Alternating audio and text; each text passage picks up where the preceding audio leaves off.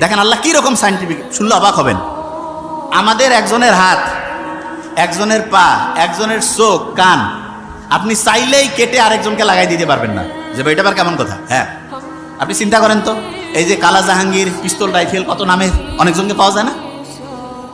কারো হাত কেটে যদি আরেকজনের হাতে লাগাই দিলে যদি সেই লোকটা বাঁচত, যেরকম শয়তানি সরকার থাকে বিভিন্ন সময় দেশে, এদের যাদের হাত পার দরকার হয় সবাইকে নিয়ে যায়, বিশেষ করে মাদ্রাসার স্টুডেন্ট তো খুব পছন্দ হবে, নিয়ে যায় হাত টাত কাটিয়ে আরেকজনের লাগাই দিত, ঠিক না?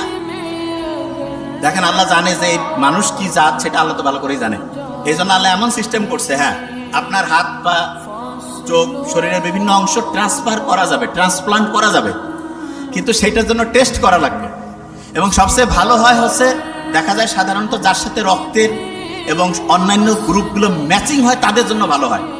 তাই এইটা সাধারণত আত্মীয় স্বজন, নিজের ফ্যামিলি বা কাছের সম্পর্কের যাতে তাদের ভালো হয়। অন্যরাও হইতে পারে, তবে টেস্ট না করে যদি লাগাই দেন, যে লোকটা বাঁচার কথা ছিল 6 মাস, সে দেখা যাবে যে 6 সপ্তাহে মরে গেছে। বুঝতে পারছেন আমার কথা? দেখেন আল্লাহ কি সাইন্টিফিক্যালি অ্যারেঞ্জ করছে জিনিসটা। আল্লাহ বানাইছে এই শরীরটা। অনেকে বড় বড় বিল্ডিং, কম্পিউটার এগুলো দেখে মনে করে ওরে বাপরে বাপ কি জিনিস বানাইছে। আপনি শুনলে অবাক হবেন, আপনার এই যে হাতের মধ্যে যে একটা ছোট্ট কোষ আছে না, কোষ, সারা পৃথিবীতে যত সম্পদ আছে এখন সবগুলো যোগ করে একটা কোষ বানাইতে পারবেন, একটা কোষ। বুঝেন নাই তো?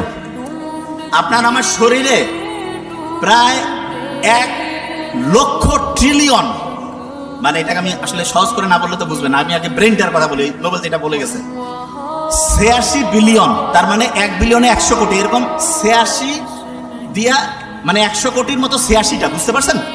এইরকম শুধু এই যে খুলির মধ্যে আছে, আর সারা শরীরের কথা বাদে দেন, এই খুলির মধ্যে যেটা আছে তার